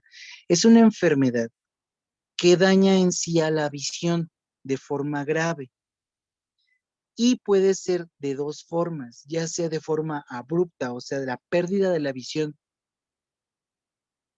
de la nada, y la forma progresiva, que es poco a poco se va perdiendo la visión, ya sea de uno o de los dos ojos. ¿Y qué ocurre? Tenemos estos tipos de causas de la neuropatía. Una es por isquemia, que es justamente hay una falla en la irrigación del ojo y presenta que haya un problema en la oxigenación del mismo líquido y se pierda la visión, constriñendo justamente el nervio óptico. Y sabemos que el nervio óptico pues llega al quiasma, el quiasma lo manda directamente a los colículos, perdón, a los cuerpos geniculados, geniculados a colículos, y de allí a las áreas 17, 18 y 19. Entonces vamos a afectar allí. Ahora, tenemos la segunda, que es el efecto neurotóxico, perdónme, la progresiva. La progresiva justamente es cuando tenemos un deterioro en el nervio óptico e inmediatamente se va a ir perdiendo la visión de forma lenta. El deterioro puede ser desde un efecto congénito o de la misma forma por algún traumatismo. Tenemos el tercero, que es el tóxico. Justamente el tóxico es causado por el alcohol. Bebidas alcohólicas y el tabaco van a generar esta neuropatía óptica. Tenemos la hereditaria, que es justamente que algún familiar nuestro cercano, de linaje directo, madre o padre, abuelos, presenten esta alteración. Ya depende el índice de herencia, es conforme se va a estar presentando. También va a estar arraigado a enfermedades como el cáncer o enfermedades metabólicas. Normalmente va a estar arraigado en enfermedades metabólicas con la diabetes. La diabetes hasta cierto punto, pues no solo causa las cataratas, sino que también causa la pérdida de la visión, porque justamente se ven alteradas las arterias, se pueden desaparecer. Entonces, siempre hay que tener cuidado en esto. Recuerden, todo con exceso. Perdón, nada con exceso, todo con medida. Ya dándoles una mala práctica. Ahora recuerden, dentro de esta neuropatía óptica vamos a tener una característica, y eso ayer me lo mencionaron, la visión doble. ¿Qué ocurre con la visión doble? Si hay una constricción de uno de los nervios, o sea, de uno de los ojos, la persona inmediatamente va a tener una alteración. Y no es que esté viendo doble, no hay una, ¿cómo se llama? No hay una forma correcta de integración. Entonces, ¿qué ocurre? En realidad, nuestro ojo no está percibiendo de forma correcta la señal que manda el cerebro. Se los dije ayer, lo que nosotros tenemos a lo temporal, o sea, a los lados, en realidad lo estamos viendo en medio. Y lo que estamos viendo en medio, en realidad lo tenemos a los lados. Entonces, si hay una constricción del nervio óptico, no es que se vea doble, lo estamos viendo normal. Y de un solo ojo, de un ojo lo vemos bien y del otro lo vemos pues alterado, por eso es que vemos doble. Esa es una característica. La otra es la alteración de la visión de los colores. No es que seas daltónico. El ser daltónico no significa que nada más veamos negro, no. Sino que no tenemos la percepción de los colores correctos. Ayer se los dije, el ojo presenta ciertas capas en la retina. Y una es justamente la capa de conos y bastones.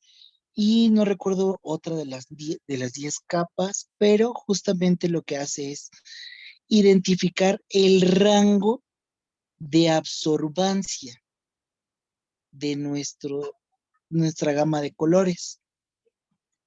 Por ejemplo, es ahí donde salen, no sé si han visto que actualmente ya los colores ya no los conocemos como morado, violeta, rosa, azul, fuchsia, no, ya no. Ya los colores ya se manejan por número. 304, 352, 340. ¿Por qué? Porque es el número de absorbancia a la que nuestro ojo lo está detectando. Ya por eso no se conocen los colores con su nombre, sino por el número de absorbancia. Y eso pues es un dato curioso. Y ahora, justamente aquí lo que ocurre es que las personas no van a detectar el color de forma correcta. Entonces, si lo que en realidad nosotros estamos viendo de color verde, la persona sí lo va a ver un verde, pero un verde diferente al que nosotros estamos observando. De la misma forma, tenemos síntomas derivados, que es justamente como resultado de alguna fiebre, hipertensión o problemas de diabetes. Justamente eso es el origen de la neuropatía óptica. ¿Alguna duda con la neuropatía? Ay, sí, profe. Ahorita que estaba abordando lo del tema de la visión de colores, me ¿Sí?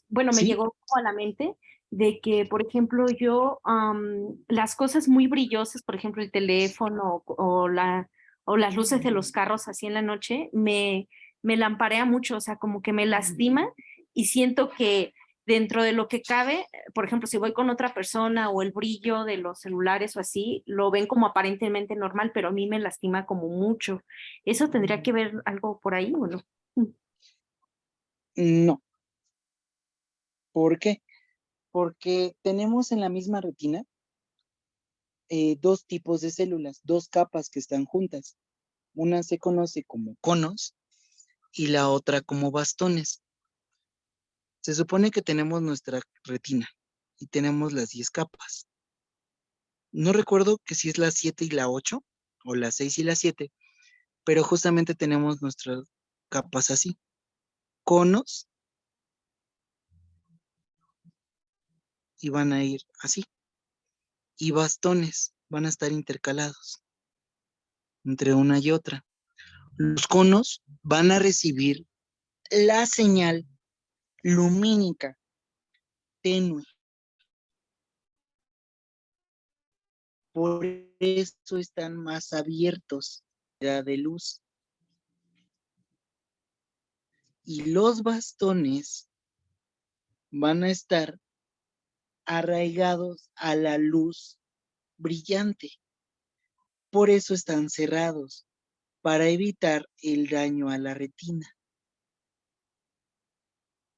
Y en tu caso lo que sucede es un tanto que puedas tener la sensibilidad por este tipo de células y otra es por el tipo de constricción que llegas a tener en los músculos del iris, ya sea que no haga miosis o vidriasis de forma completa. Ahora, ¿qué es la miosis? La miosis es cuando el ojo, lo decimos, se hace chiquito. No, al revés, cuando el ojo se hace grande. Y la midriasis es cuando se hace chiquito. Miosis, midriasis. Entonces es un problema justamente también de los receptores o inclusive la misma córnea. La córnea pues es un pequeño lente, entonces puede estar presentando alguna daño en el sentido de que presente alguna grieta, pero eso ya es pues prácticamente por la misma visión, por el contacto que tenemos con el ambiente o por el mismo hecho de que nos estemos tallando cada rato los ojos, puede dañar también eso. Por eso no es correcto el tallarnos los ojos con una mano sucia o con algo sucio, porque también afectas eso. No sé si contesté tu pregunta. Sí, sí. Muchas gracias, profesor. Y también, bueno, para retroalimentar un poquito con lo de la visión doble, esa fue como un comentario que yo había hecho el día de ayer. Le pregunté a mi mamá como un poquito más a detalle y ella me dijo que le habían diagnosticado parálisis del sexto par craneal. Y justo, también además de lo de la visión doble, cuando ahorita lo que dijo sí me hizo sentido, de que se tapaba un ojo y ya justo como que se le quitaba, bueno, aparentemente esa visión doble, ¿no? solo al ver con un ojo. También, bueno, ella veía las cosas pues muy grandes y como que no dimensionaba distancias, o sea, las veía como muy cerca o muy lejos. Ujú. Muy bien. Ahora, eso ya lo vimos también con la integridad del tallo cerebral. El sexto par craneal justamente se identifica con el músculo oculomotor. No, perdón, ma. El 3 es el oculomotor. El 4 se encuentra con el músculo lateral y el sexto con el medial. Entonces, ¿qué ocurre? El sexto par craneal va a estar siendo afectado y entonces tu mamá lo que tiene es que cuando voltea hacia el lado izquierdo, el ojo no lo está jalando de forma correcta. Por eso mismo es que hace la visión doble. Ahora, no solo tú, hagan todos ahorita el ejercicio. Vean algo fijo y hagan el famoso visco. Hagan viscos. Entonces van a sentir que hay un jalón del músculo, pero de la parte del medio, o sea, de la parte nasal. De donde tienen la nariz van a sentir ese golpe, esa sensación de jalón. Háganlo. No sé si lo sintieron, cómo el ojo se jala. Entonces el sexto par craneal se encarga justamente de eso, de generar los movimientos mediales. Y ahí es lo que le pasa a tu mamá. El sexto par craneal no está de forma correcta. Y eso se estudia justamente pues haciendo los movimientos de un lado a otro. También se puede ver afectado o causado por problemas de la presión. Se los recuerdo. El ojo es es un órgano completamente sensible porque es agua. Y justamente el ojo o la cavidad óptica presenta eso. Está cubierta de músculos. Y si el ojo no está, déjalo, me salgo de aquí y hago el esquema, porque, a ver, nos salimos de aquí, descartar, presentar, listo. Tenemos justamente el ojo. Lo vamos a ver, aquí está nuestro iris, listo. El ojo va a estar, y aquí tenemos nuestra nariz. Los dos ojos y las orejas, para que estemos ubicados espacialmente. Los ojos van a estar jalados por músculos. Uno aquí, otro acá y otro acá. Otro así y así. Entonces, el sexto par craneal va a estar aquí en medio. Sexto en medio. Cuarto par craneal van a estar a los lados.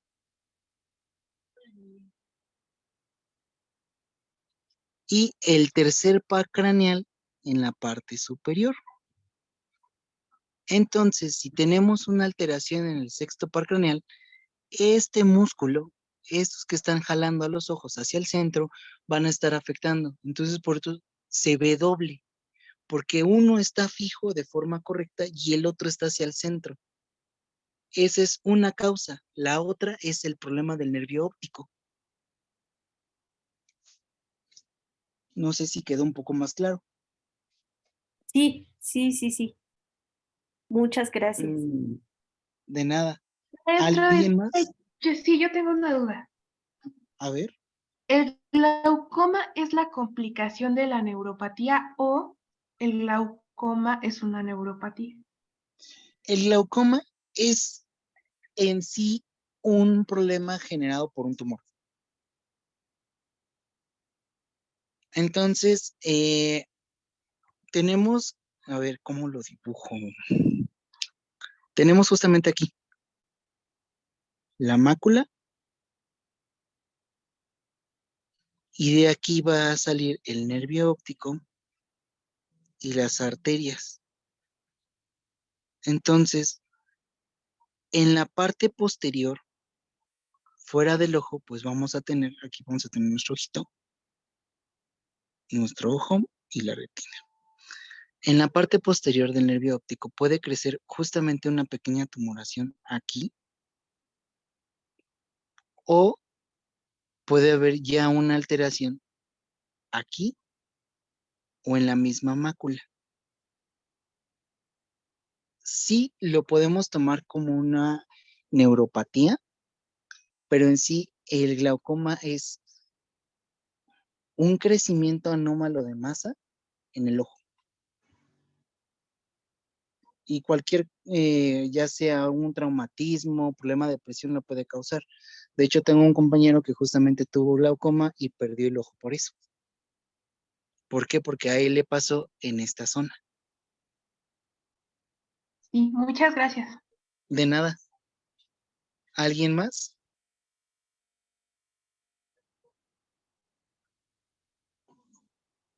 Maestro, le escribieron un mensaje. Alguien dice que sí es lo mismo la neuropatía diabética o tiene similitud con la neuropatía óptica. Ah, muy bien. La neuropatía diabética, gracias por leerme la pregunta. La neuropatía diabética va a estar justamente arraigada a eso, a un aumento de la glucosa en el ojo. Entonces lo que va a hacer es, aquí tenemos en esta zona, aquí está, en esta zona tenemos nuestra córnea. ¿Qué ocurre? Normalmente, al momento de que tenemos una elevación en las concentraciones de glucosa en sangre, eso provocado por la diabetes, vamos a tener un problema aquí. La córnea va a estar agrietada. Una son cataratas y otra es la neuropatía causada por la diabetes, que esa va a estar únicamente enfocada aquí, en la mácula y en las arterias. ¿Por qué? Porque hay una degeneración en las arterias. Se comienzan a volver tortuosas. ¿Qué es tortuoso? Si la arteria está de esta forma, de forma normal, el ser tortuoso hace esto, pierde su forma y se vuelve pues más espiralada o puede presentar algún tipo de dobleces diferente. Entonces se ve alterado allí. Te digo porque tuve un familiar que justamente le pasó así. Poco a poco fue perdiendo la vista y era lo que causaba la neuropatía causada por la diabetes.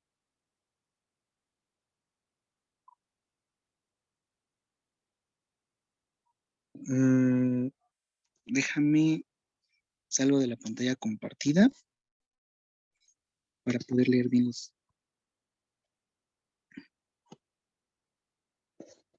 Vamos a ver en el chat. Ok, tenemos otra pregunta. Bueno, la pregunta que me habías leído era de Marta Adriana García. Ahorita hay otra pregunta que es de Laura Ávila y dice, ¿hay algún modo de disminuir la probabilidad de desarrollar glaucoma? Pues el glaucoma prácticamente es por problemas de presión o problemas de la irrigación del sistema arterial. Pero en sí puede ser inclusive un traumatismo en el mismo cráneo. Entonces se puede recibir el golpe y se puede ver afectado justamente las arterias que van al ojo, pero en sí puede haber una forma de prevenirlo, pero eso ya es una forma más mecánica, teniendo cuidado al hacer nuestras cosas, pero en sí, por receptores, no hay una forma de prevenirla, porque como se los mencioné, también puede ser hereditaria. No sé si alguien más tenga una duda o de las personas que mandaron sus preguntas al chat tengan alguna duda.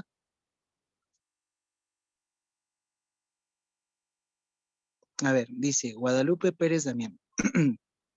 Tengo una duda respecto al insomnio. ¿Este puede ser un factor para enfermedades neuronales? Ok, el insomnio es gracioso. ¿Por qué? Porque lo puede causar justamente el estrés. El cortisol es un una de las hormonas que van a estar regulando justamente nuestro estado de actividad. Entonces, si tenemos un cortisol elevado, inmediatamente podemos presentar este problema de insomnio. La otra es que puede estar afectado nuestra glándula pineal. La glándula pineal es el órgano es uno de los, bueno, una parte del órgano cerebral o encefálico que va a estar regulado justamente para el sueño. ¿Por qué? Porque va a estar teniendo la presencia de, ay, no recuerdo cómo se llama este neurotransmisor. Bueno, este neurotransmisor, en lo que me acuerdo, lo que va a hacer justamente es mantenernos activos o dormidos y va a regular justamente nuestro ciclo, cuando es de día, cuando es de noche. Por ejemplo, si una persona que trabaja de noche va a tener su ciclo de sueño invertido. ¿Por qué?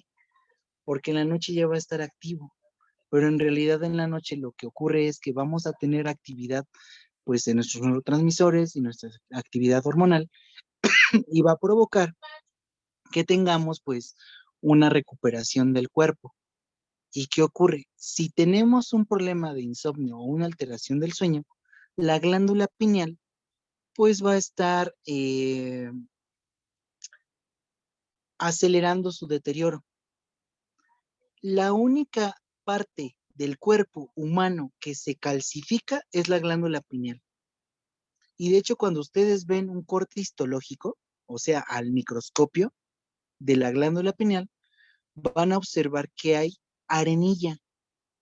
Y esa arenilla lo que hace es calcificar esa parte del cerebro. Y si ustedes analizan un cadáver de una persona anciana, ¿qué ocurre? Ya esa parte la tiene deteriorada. Por eso cuando crecemos, perdemos esa necesidad de tener nuestro tiempo de sueño correcto. Normalmente las personas, mira, ya me ayudaron. GABA, muchísimas gracias. Ese es el neurotransmisor que va a estar afectado, el GABA. Entonces, lo que ocurre es eso, conforme a la edad o conforme a la ansiedad o el estrés que tengamos, vamos a presentar esta alteración en los receptores de GABA y la glándula pineal se va a ver afectada y nuestro reloj va a estar afectado. O sea, el cerebro prácticamente va a resentirlo todo. No sé si contesté tu pregunta, Guadalupe.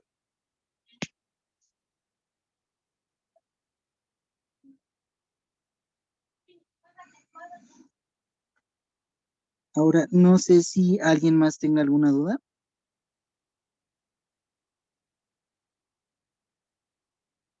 Sí, profesor, lo último que comentaba de las personas de adulto mayor con el sueño, después de que morían, ya no entendí eso. Ok. Cuando las personas, conforme vamos creciendo, nuestro reloj, o sea, la glándula pineal o pituitaria, dependiendo cómo la quieras mencionar, va a estar justamente presentando una alteración. Va a presentar cuerpos pineales, asimismo arenilla pineal. Esa arenilla literal es arena generada por calcio. Entonces, conforme vamos nosotros creciendo, la glándula pineal se va llenando de arenilla. Entonces, cuando ya somos personas adultas, adultos mayores, ¿qué ocurre? Esa glándula ya está calcificada. Por eso las personas mayores presentan esa alteración de que se duermen temprano y se despiertan temprano. Ya sus horas de sueño ya son diferentes. Y eso también se ve afectado en personas que justamente trabajan de noche o personas que alteran su sueño.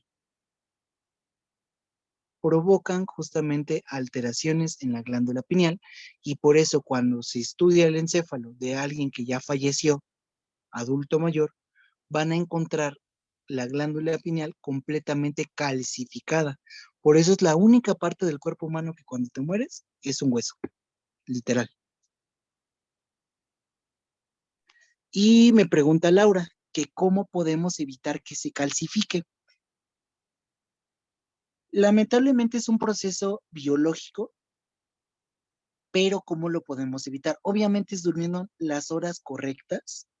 Recuerden que no es lo mismo dormir 7 horas, pero bien dormidas, a dormir 8 horas en exceso, 9 horas en exceso y no haber descansado, o dormir media hora. Inclusive hasta dormir media hora, que son las siestas que normalmente se recomiendan a mediodía, eso ayuda mucho, porque ayuda a reparar. También es un proceso, pues, molecular, como se los mencioné, se llama senescencia, y eso es el envejecimiento celular. La senescencia se ve un poco apoyada a unos medicamentos llamados senolíticos, e inclusive con otro tipo de procesos como el estrés oxidante. Y el estrés oxidante pues se evita con el consumo de vitaminas. ¿Qué vitaminas? La vitamina C y la vitamina E. ¿Por qué? Solamente esas dos. Porque en el proceso de estrés celular, esas dos funcionan como antioxidantes y siempre se van a estar regenerando nuestro cuerpo. Y si le ayudamos al cuerpo consumiendo alimentos que tengan o que estén ricos en esos complementos, pues inmediatamente vamos a estar apoyando al cuerpo a que evite el envejecimiento rápido. Y eso ocurre en las personas normalmente, no sé si conozcan, o todos conocemos más bien, a una persona que siempre decimos, ay, pues eres tragaños. Justamente eso ocurre, son personas que tienen un nivel o índice metabólico en vitaminas correcto. Entonces, por eso no se ven afectados y su cutis e inclusive su estado de ánimo es muy diferente, es más jovial.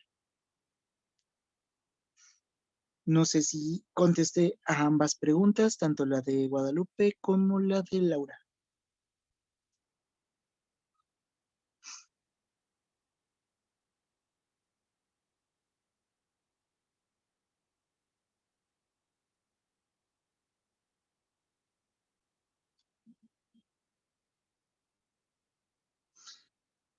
Listo. Profe. Bueno, no sé si alguien más tenga otra duda.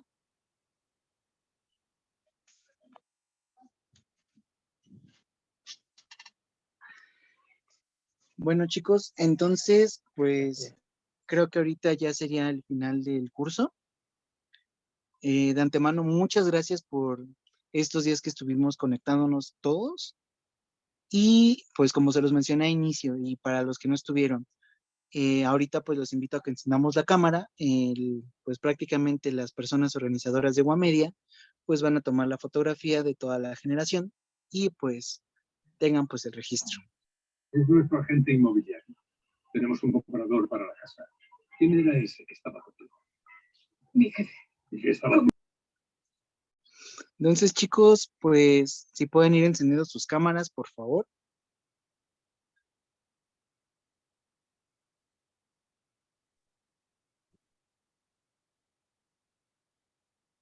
Gracias. Si quieren les contamos, bueno, les damos unos segunditos para que prendan sus cámaras, para que se listen, para que se peinen y salgan todos muy guapos, muy guapas. Buenas tardes, maestro. Habla la mamá de una alumna y le quiero felicitar por su excelente clase. Muchas felicidades y muchas gracias. No, muchas gracias. Y pues de antemano, pues no soy maestro, soy todavía alumno. Entonces, pues sí entiendo que ser maestro es compartir pues el conocimiento entre una persona u otra, pero creo que todavía no me considero un profesor. Pero muchas gracias por la felicitación.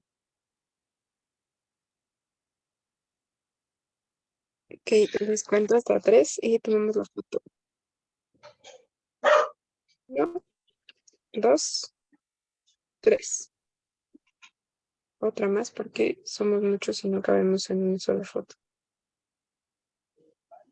1, 2, 3. Listo. Muchas gracias. Vale, chicos, entonces, como se les mencionó desde un inicio, los videos creo que los van a estar compartiendo. para que no haya ningún inconveniente y lo puedan repasar igual el día de hoy, y ya les compartiría las otras dos presentaciones. Y por último, un último formulario de forms para que vayan colocando pues sus comentarios. Y como se los mencioné, ante todo, muchísimas gracias a todos por su atención y sobre todo pues el tenerme paciencia respecto a los temas y la velocidad. Gracias, maestro. Gracias. Y Muchas pues,